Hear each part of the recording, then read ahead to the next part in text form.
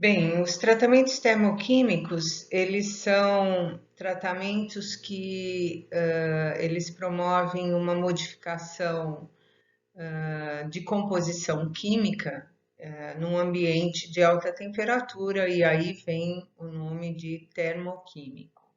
E qual que é a finalidade? Endurecer a superfície e manter o núcleo com as condições iniciais de composição, o que traria uma dutilidade maior do núcleo, associando então alta dureza superficial com um núcleo mais tenaz a fim de absorver choques. Se vocês se lembram, a gente fazia isso com têmpera superficial, que é um tratamento de superfície também, onde a gente fazia uma camada endurecida, né, e deixava o núcleo sem transformação metancítica para poder ter uma capacidade de absorção de choques maior. Então, os tratamentos termoquímicos, eles têm essa finalidade, são assim, né? Os tratamentos termoquímicos, eles promovem endurecimento superficial pela modificação da composição química e das microestruturas das regiões superficiais. O objetivo é o aumento da dureza e resistência ao desgaste de uma camada superficial, mantendo-se a microestrutura do núcleo dútil e tenaz, que foi o que eu já tinha falado. Os tratamentos termoquímicos mais importantes na indústria são cementação, quando a gente introduz o carbono, nitretação, quando é o nitrogênio, carbonitretação, que é quando nós misturamos os dois, né, carbono e nitrogênio. A cianetação também é um tratamento de modificação superficial e que a gente usa banhos líquidos, banhos de sais líquidos ricos em carbono e nitrogênio.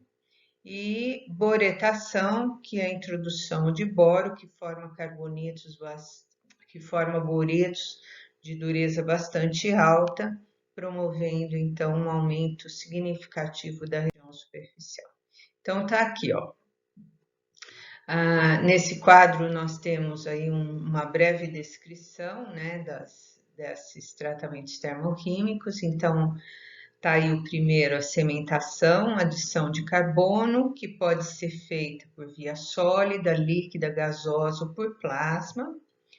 A temperatura é próxima, a temperatura para a cementação é acima da temperatura crítica, então chega em torno de 900, 920 graus.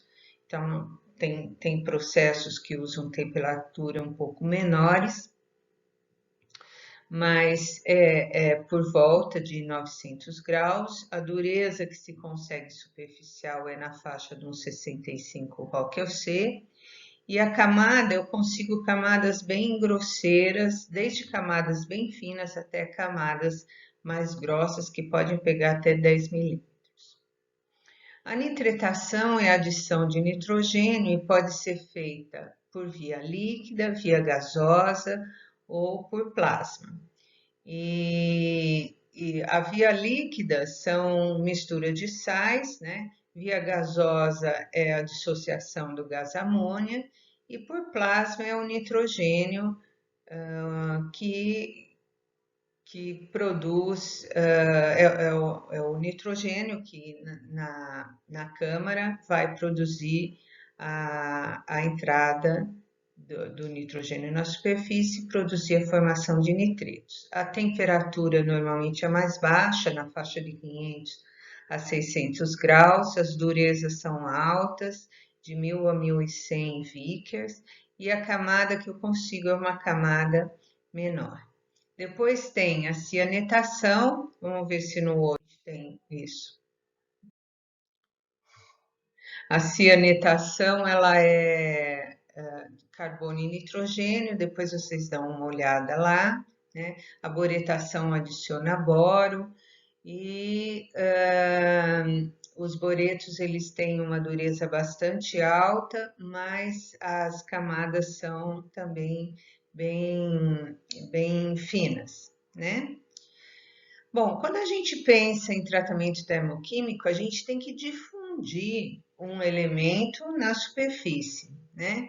Então, um parâmetro importante é o coeficiente de difusão, que é igual a um D0, que é uma constante característica, com expoente de Q, D, que é a energia de ativação para difusão, a constante, o R é a constante dos gases e o T é a temperatura.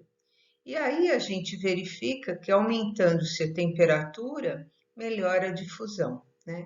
Eu já brinquei com vocês várias vezes disso, né? Que quando você quer melhorar a difusão, você aumenta a temperatura e entra em estado pré-Tusca. Lembram-se disso, né? Então, aqui está mostrando que existe uma influência muito importante da temperatura. Bom, quanto você consegue colocar de um elemento no aço? Então, existe uma solubilidade máxima na austenita, que normalmente nessa faixa de temperatura da cementação e da boretação, a nitretação é feita a uma temperatura um pouco mais baixa, né? Mas na cementação e na boretação, as temperaturas que são feitas são correspondentes ao estado austenítico do aço. Então, eu consigo dissolver uma grande quantidade de carbono na austenita, 2,1 até a temperatura de 1148 graus, e o boro ele se dissolve muito pouco, mas ele é muito efetivo.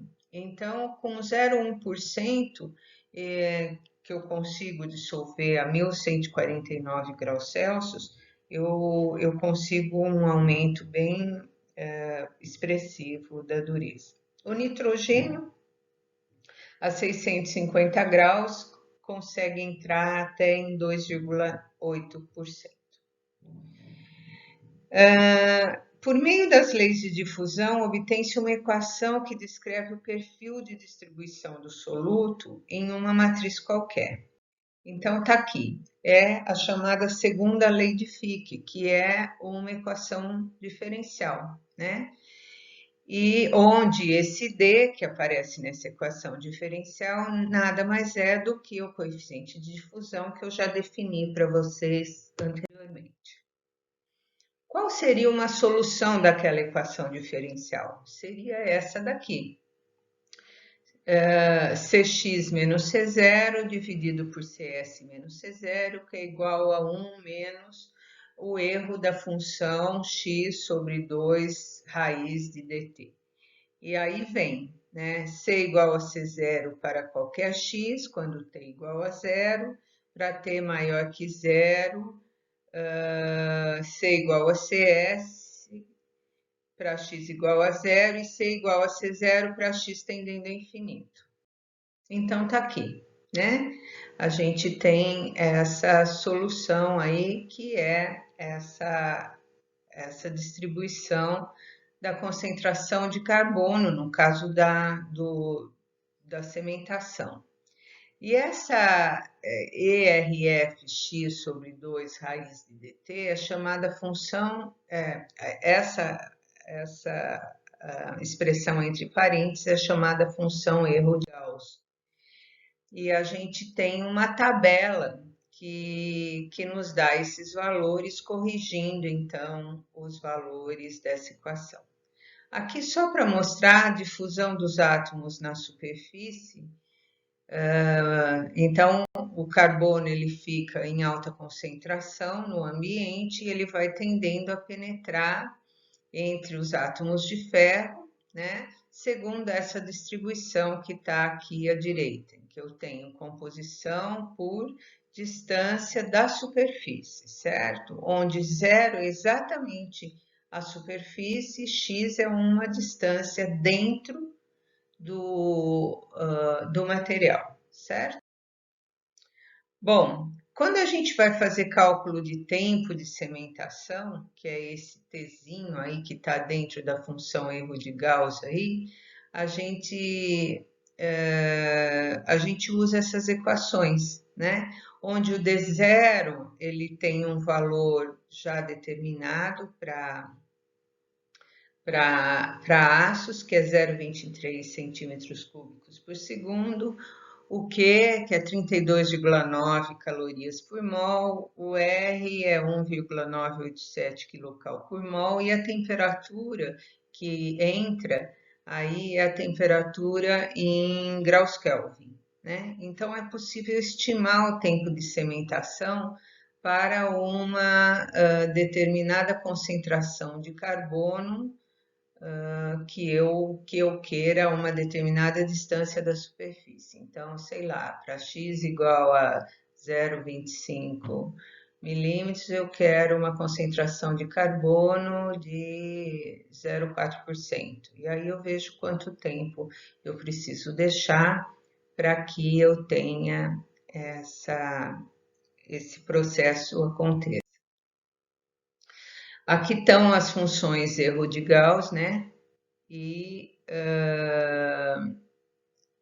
eu consigo fazer os cálculos, os valores intermediários, eu faço uma interpolação e consigo obter. Muito bem, então é assim que calcula, nós não vamos calcular, só estou mostrando para vocês, a gente teria que fazer alguns exercícios disso, e temos uma quantidade de matéria bastante significativa para a prova, então vocês saibam que é assim que calcula, certo? Bom, a cementação então consiste na difusão do carbono para a superfície do componente, aquecido em temperaturas suficientes para produzir uma microestrutura austenítica. A austenita é posteriormente convertida em martensita por meio de têmpera e subsequente revenimento.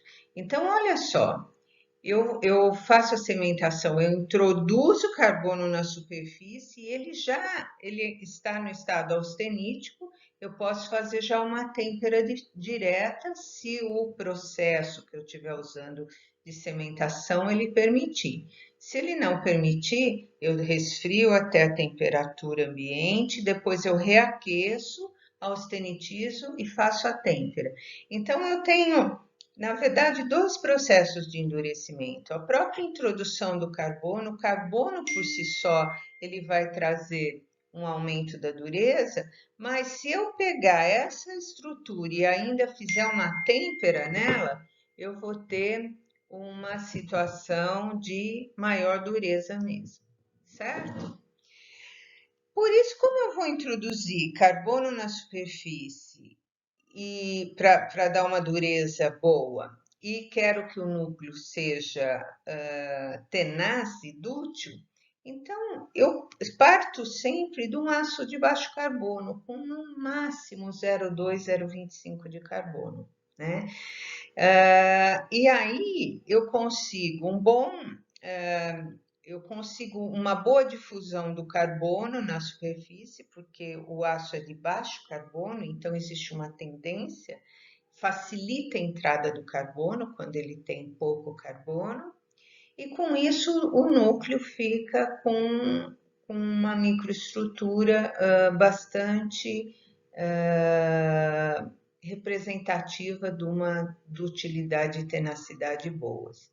E a superfície eu devo introduzir no máximo entre 0,8% e 0,9% de carbono.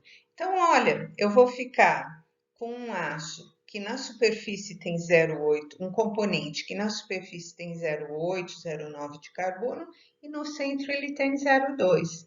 Né? Então, aí é que vem as propriedades de cada um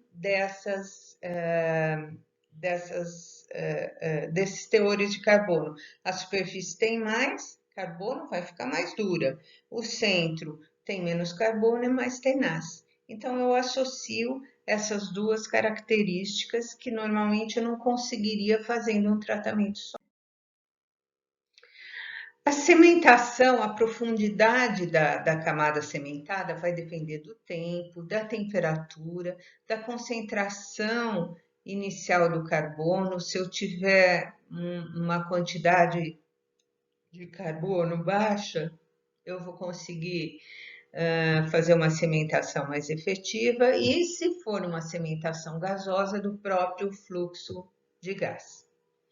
Então, olha, se eu pensar que eu fiz uma sementação num eixo, estou observando o eixo, e se eu cortar, deixar ele resfriar até a temperatura ambiente, eu vou observar uma estrutura variável, um gradiente de carbono da superfície até o núcleo. Então, se bem na superfície eu ficar com uma camada hipereutetóide for acima de 0,8, o que eu vou ter? Eu resfriei lentamente, então eu vou ter perlita e sementita de contorno. Vocês olham aqueles branquinhos bem na superfície lá, ó. Eu fiz um hipereutetóide aí, né? Tô com um carbono acima de 0,8. Então ele vai diminuindo. Logo abaixo eu tenho só perlita, que é correspondente ao 0,8, e depois descendo em direção ao núcleo vai aparecendo um constituinte branco ao redor das perlitas, que são as ferritas, até que eu estou diminuindo o teor de carbono, e com isso eu vou ficar com grande quantidade de ferrita e pouca quantidade de perlita, que corresponde à estrutura próxima, saindo da camada sementada, né? Mas em direção ao núcleo, certo? A sementação ela pode ser feita por via gasosa, líquida, sólida ou ainda por plasma. Vamos ver a via gasosa. A via gasosa é um importante processo industrial. Eu consigo uma alta produção com essa sementação via gasosa. O aporte de carbono é fornecido pela atmosfera do forno, que inclui hidrocarbonetos como metano, propano e butano, ou hidrocarbonetos líquidos vaporizados. Então, o que acontece? Esses gases ou esse gotejamento de álcool, que é um hidrocarboneto líquido, dentro do tanque, em alta temperatura, eles se craqueiam, e craqueando eles liberam o CO, que é o correspondente, que é o necessário para fazer a sementação. A atividade do carbono é controlada de modo a produzir camadas superficiais entre 0,8% e 1%, tomando cuidado de não deixar formar sementita de contorno, né? As variáveis mais importantes são temperatura, tempo e a composição da atmosfera, a gente já falou isso. E outras variáveis incluem o grau de circulação da atmosfera no interior do forno e o teor de elementos de liga do próprio aço. Eu posso fazer tanto com 1020, por exemplo, quanto com 8620, depende. Qual que é a diferença? Ó, prestem bem atenção no que eu vou falar. O 8620, ele tem elementos de liga e, de alguma maneira, eles melhoram a temperabilidade. Quando eu for fazer a têmpera, o núcleo do 1020, ele não... Vocês viram o TTT, o diagrama TTT do 1020? Ele é um diagrama muito para a esquerda, então não vou conseguir formar martensita no núcleo. Mas, se eu tiver um 8620, pode ser que ele esteja ligeiramente deslocado para a direita e que eu consiga formar alguma martensita no núcleo. Então, isso vai depender do que eu quero como resistência desse componente. Se eu quiser alguma martensita no núcleo, eu tenho que optar por um 8620. Se eu não quiser, eu vou optar por um 1020, por exemplo. Entenderam? Bom, esse é um forno típico para fazer sementação via gasosa. Então, à esquerda está escrito aqui bem no meio, porta do vestíbulo. Então, é por onde entra a carga. A carga, normalmente, ela é colocada em caixas, né?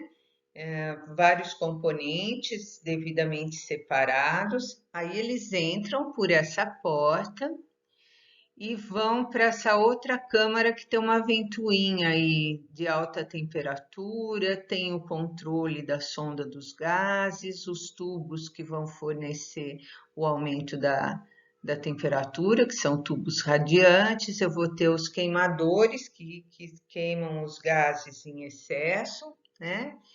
E esse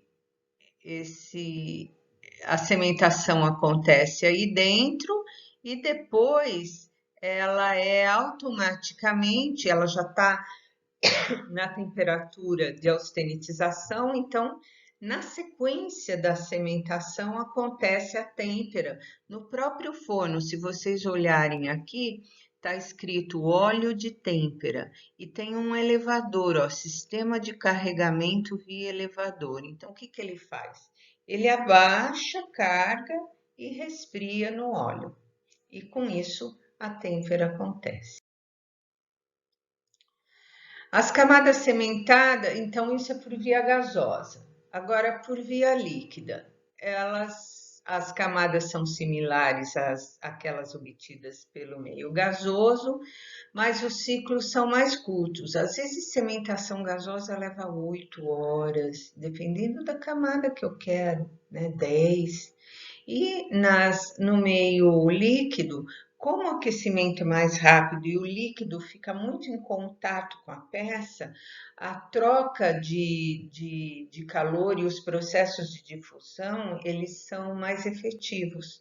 Então, o processo acontece mais rapidamente, existe uma eficiência maior dos coeficientes de transferência de calor.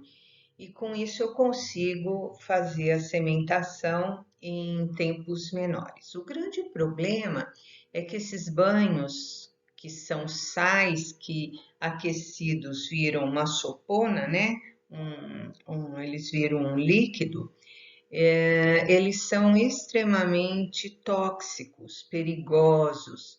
Então, existem problemas ecológicos associados. Então é uma prática que assim tende a ser descartada com o passar do tempo. Embora para alguns componentes a gente só consegue fazer a sementação bem controlada com um esquema de sementação via líquida. Então eu tenho os banhos que ficam até por volta de 900 graus, que dão as camadas menores, de 0,13 a 0,25 milímetros. E tem os banhos a alta temperatura, que são a composição dos sais é um pouco diferente. Eu faço uma mistura de sais e eu consigo atingir temperaturas maiores e consigo profundidades de camadas maiores, de meio a 3 milímetros, e eu consigo isso num tempo relativamente mais. E aqui, só para vocês terem uma ideia da composição dos banhos, né? Ó, composição dos banhos em porcentagem, quais são os constituintes. Então, eu tenho banhos de baixa temperatura e banhos de alta temperatura. Então, aí vocês vejam que as quantidades são diferentes, né? Mas vejam, eu tenho cianetos, cloretos, cianatos, que são sais extremamente tóxicos e que por isso, então, só devem ser usados quando realmente existe a necessidade de um controle muito efetivo dessa camada de sementação. O processo de sementação por via sólida é o mais antigo e é o menos eficiente, mas é o que a gente tem lá no departamento, né? Lógico, né? As temperaturas são entre 850 e 950 graus. Vejam que as temperaturas ficam por volta de 900 graus, né? E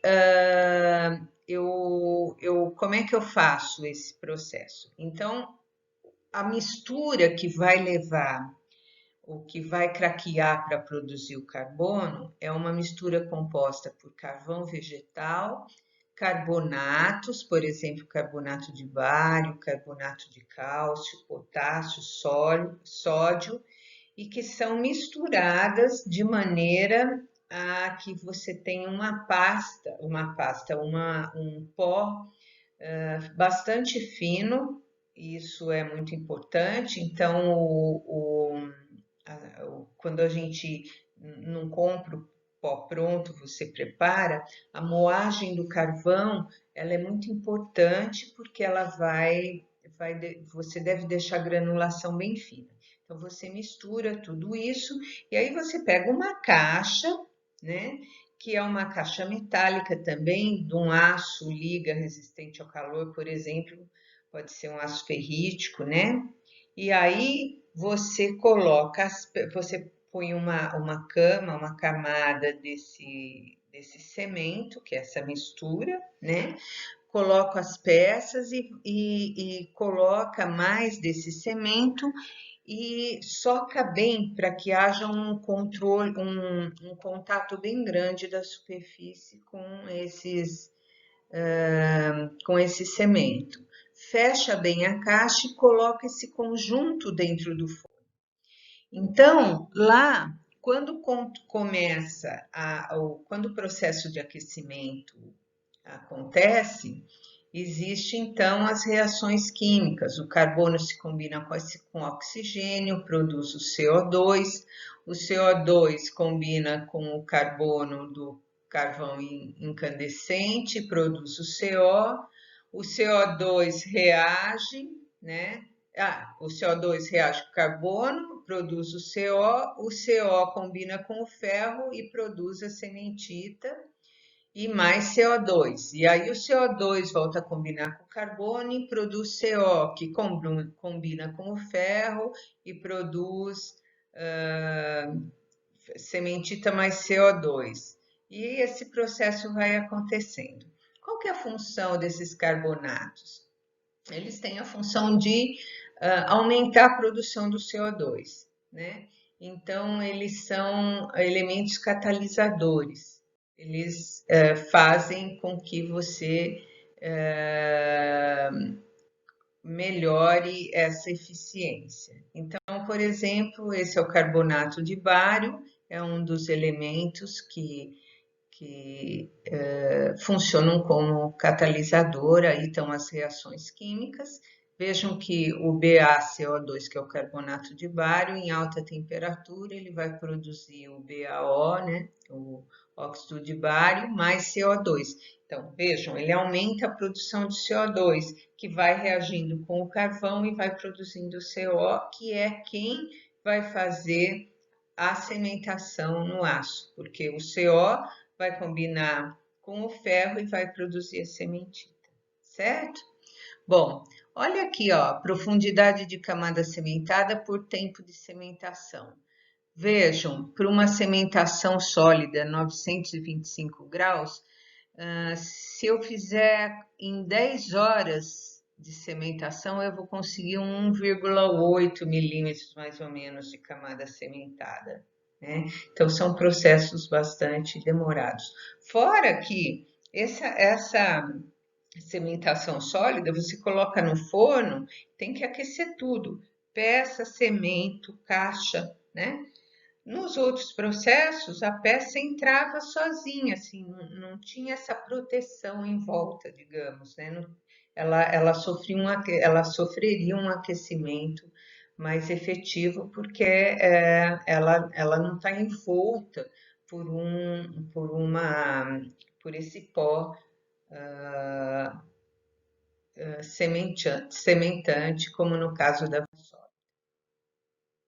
A cementação por plasma tem muitas empresas já utilizando, né? Os tempos são menores, em torno de 30% daquela utilizada no gás. A cementação gasosa ela tem um problema que ela produz uma oxidação intergranular. Até uma determinada profundidade é aceito. Acima disso já começa a comprometer o processo e por isso deve-se tentar resolver isso de alguma maneira ou utilizando a sementação por plasma, que como não tem, é num ambiente que não tem oxigênio, você não tem a oxidação, né? E assim as peças produzidas são de alta qualidade. Quais seriam os tratamentos térmicos após a sementação? Eu vou fazer martensita. Eu quero uma coisa dura, introduzir carbono na superfície, agora eu vou produzir martensita. Então, eu não posso esquecer que, na verdade, eu tenho dois tipos de aço, né? Juntos. Então, na superfície em torno de 0,8 e abaixo da superfície menor que 0,8. E se você olhar no diagrama e lembrar disso, eles têm temperaturas de austenitização diferentes. O 0,8 a 730 graus, ele está austenítico. O 0,2 eu preciso chegar até 920, né? Então, quando eu vou fazer o tratamento térmico, eu tenho que levar isso em conta, tem bem o que eu vou fazer, né? Eu tenho a temperatura 1 da camada sementada e a temperatura 3 do núcleo da peça. Então, vejam, se eu estiver fazendo uma sementação gasosa ou uma sementação a plasma, aí eu consigo fazer uma têmpera direta simples.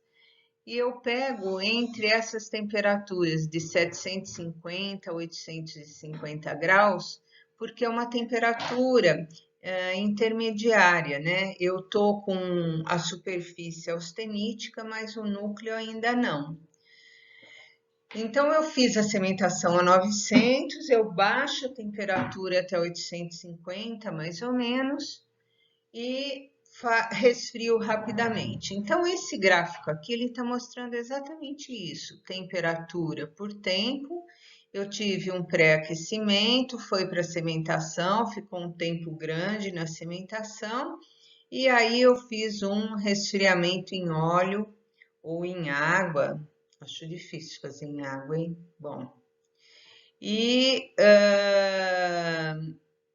posso fazer uma têmpera ou uma martêmpera, como é o caso aí dessa linha pontilhada, né? Eu fiz um resfriamento rápido e depois eu tirei e deixei resfriando ao ar. Essa têmpera direta simples é o procedimento de têmpera mais empregado. Eu economizo energia, né? Se eu estou já na temperatura de austenitização, que é a temperatura da sementação, eu dou uma baixadinha até uns 850 graus, mais ou menos, e faço a têmpera direta, né? Então, essa temperatura de austenitização para a têmpera fica, então, entre 750 e 850 e produz uma microestrutura de martensita na superfície e martensita e ferrita no núcleo. Por quê? Porque se eu olhar no diagrama ferro-carbono, 850 graus dá uma temperatura intercrítica. Fica na orelhinha, onde eu tenho ferrita e austenita. E quando eu resfrio a partir dessa temperatura, quem se transforma em martensita? Quem é austenita? Quem é ferrita fica como ferrita. Então, eu vou ter uma mistura de microestruturas no núcleo, certo? A ferrita fica como ferrita e a austenita, que apareceu aí a 850 graus, ela se transforma em martensita. Eu posso ter problema de austenita retida nessa camada sementada. E por isso, porque eu introduzi alta quantidade de carbono, e por isso eu posso comprometer a dureza, né? Eu posso fazer também uma têmpera dupla. Eu faço a primeira têmpera,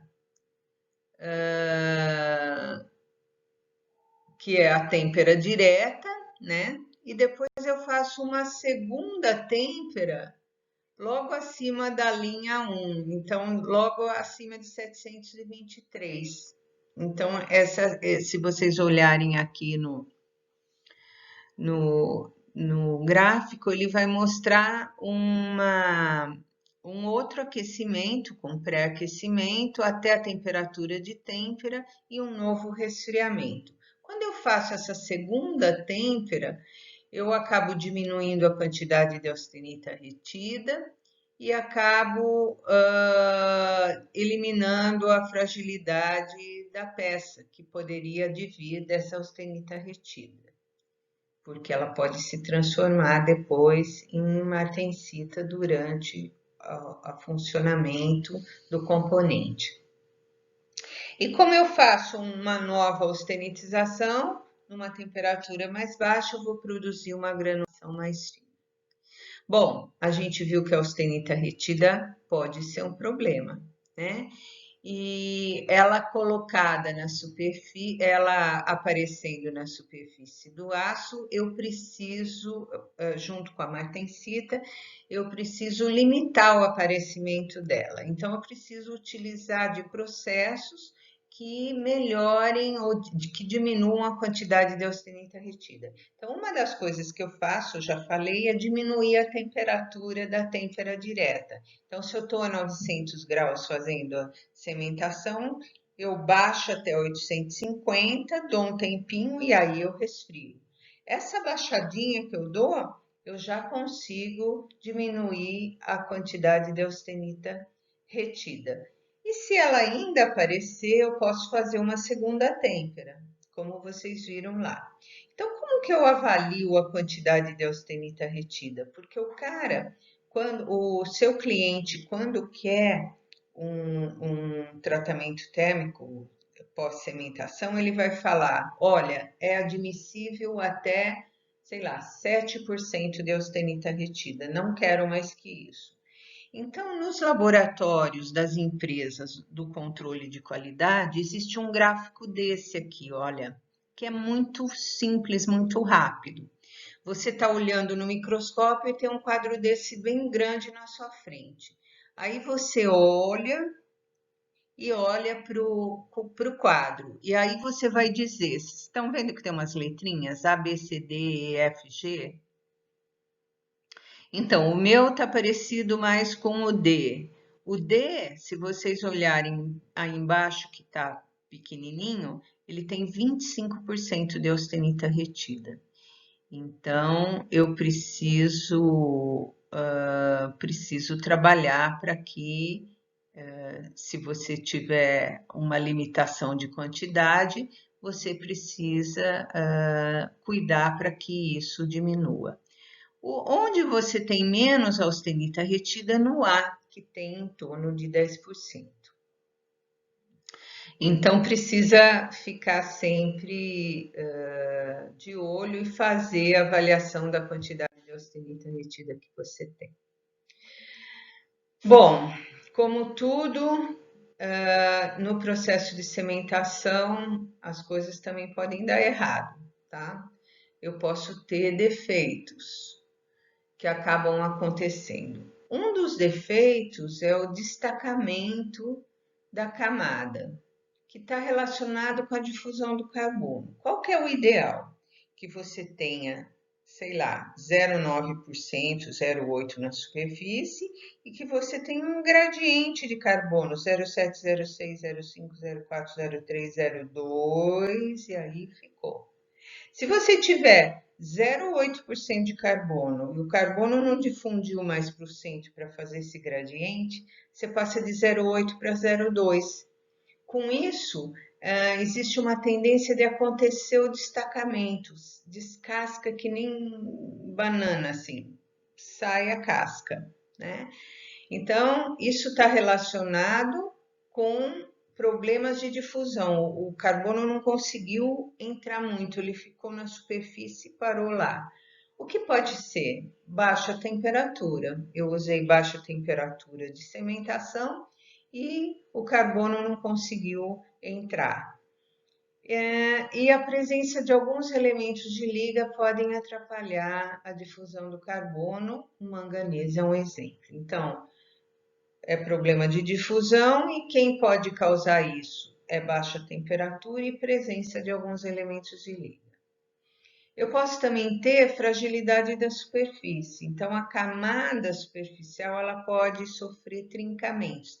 Ela não destaca, ela trinca, diferente. Destacamento é o problema do gradiente e a trinca da superfície pode ser pela presença da sementita de contorno. Então foi introduzida uma grande quantidade de carbono na superfície e apareceu a sementita de contorno. O processo de difusão do carbono para a diluição dessa sementita, ele foi excesso de carbono, na verdade, né? Então apareceu a sementita e essa sementita em forma de rede, ela traz fragilidade da camada. Outra coisa que pode acontecer é a presença de pontos moles. O que quer dizer isso? Bom, você está medindo a dureza, está tudo bem, de repente, num determinado ponto, a dureza está super baixa. Por que isso aconteceu? Pode ser presença de óxido na superfície, a peça não estava bem limpa. Quando ela entrou para a cimentação, aquele lugar onde tinha sujeira, ele funcionou como uma barreira para a entrada do carbono. Então, naquele lugar não cimentou, né? Então, isso é um defeito e por isso tem que garantir que as peças sejam bem limpas antes de entrar no processo. O problema de oxidação intergranular, que ele não tem jeito, ele é inevitável para a cimentação gasosa e a gente precisa ficar esperto quanto a isso. Tem alguns aços que são mais suscetíveis a isso do que outros, então fazer um dimensionamento do processo correto. E depois, durante o processo de têmpera, aí eu posso ter a presença de trincas, distorção, que é o que acontece na têmpera, que são defeitos da têmpera em si, né? Se eu não quiser que algumas partes sofram o endurecimento, eu quero isolar determinadas partes do processo de cimentação, existem pastas que você passa, né? São pós na forma de pastas que você põe na superfície e na região onde você pintou com essa pasta, o carbono não consegue entrar. Então ele fica com o teor de carbono original. E a gente lá no departamento, quando a gente não quer que semente o nosso processo de sementação sólida, a gente enrola um arame, né? Aí sementa o arame, mas não sementa o material que está em. Essa é uma possibilidade. Vou mostrar aqui agora brevemente alguns problemas alguns problemas no processo de sementação. Então, a gente está vendo aí, se vocês notarem, eu tenho um 8620, é um cementado, né? Mostrando descarbonetação na superfície. Então, essas partes brancas foram regiões que a cimentação foi deficiente. E como vocês não observaram, eu esqueci de chamar atenção, mas na verdade essas reações que acontecem entre o CO e o CO2, elas são reversíveis. Então a gente tem que garantir sempre que ela vá no sentido de produzir CO. Se ela for no contrário, eu vou ter um processo de descarbonetação, eu vou roubar eu vou roubar carbono, então eu não vou cimentar, eu vou descarbonetar. E tem uma grande quantidade de austenita retida, né? Essa parte branca aí, junto com essas agulhas pretas, são austenita retida, a presença de austenita retida. Aqui, ó, eu tenho a presença do carboneto na forma de rede. Então, essa partezinha branca, tanto em cima quanto embaixo, né? Ela é característico da cementita de contorno. Então, foi um processo de cementação que apareceu esse carboneto grosseiro, né? E se vocês olharem na de baixo, ainda tem uma trinca de têmpera, essa trinca mais escurecida saindo dessa região de carboneto. Então ficou ruim esse processo de cementação.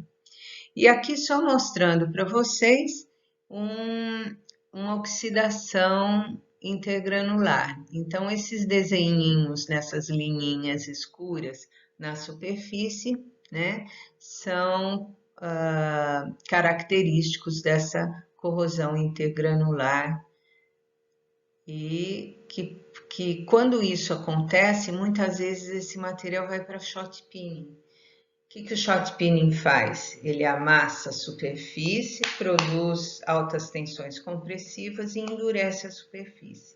Então a gente acaba resolvendo esse processo de corrosão, de oxidação intergranular, tá bom? Então, essa parte de cementação eu comentei aí dos aspectos mais importantes.